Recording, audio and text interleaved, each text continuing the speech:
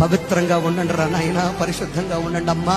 దేవుని యొక్క పాదాలు పట్టుకోండి. ప్రభువు రాకడ వచ్చేస్తుంది, దేవుని యొక్క రాజ్యం వచ్చేస్తుంది. ఆయన రాజ్యం కోసం సిద్ధపడండి అంటే ఎవరికి ఏమవట్లేదు తెలుసా? రుచించట్లేదు. నా ప్రియ తమ్ముడు, చెల్లి, ప్రియ సహోదరి, సహోదరుడా, ఈరోజు ఒక్క ప్రశ్న వేస్తున్నాను. మీ జీవితాలు ఎలా ఉన్నాయి ఒక్కసారి ఆలోచన చేయండి. ఏది వదిలిపెట్టాలో అది వదిలిపెట్టావా? తుచ్చమైన చొట్టో, సిగరెట్టో, తుచ్చమైన ఒక గ్లాసులో సారానో, లేకపోతే నువ్వు తాగే మందో, లేకపోతే బ్రాంతియో, విస్కీయో, కల్లో ఏదో ఒకటి కావచ్చు. అది ఒకవేళ నీ యొక్క అందమైన పరలోక రాజ్యాన్ని నీకు దూరం చేస్తున్నట్టు దాన్ని వదిలిపెట్టలేవా? వదిలిపెట్టొద్దా? చెప్పరేంటండి?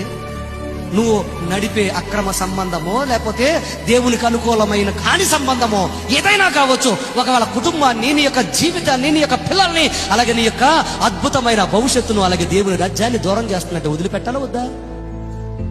చెప్పరేంటండి?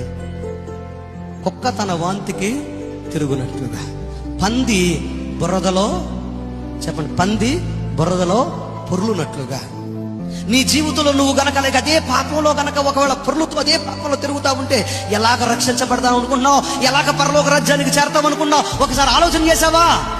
There is only one way. ఒకటే మార్గం అండి పరలోక రాజ్యానికి.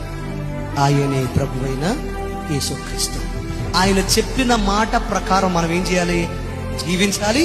ఆ మాటలో మనం ఏమవ్వాలి? ఫలించాలి. అలా ఫలించలేకపోతే మన జీవితంలో పరలోక రాజ్యానికి వెళ్ళే అవకాశం లేనే చెప్పాలి లేదు.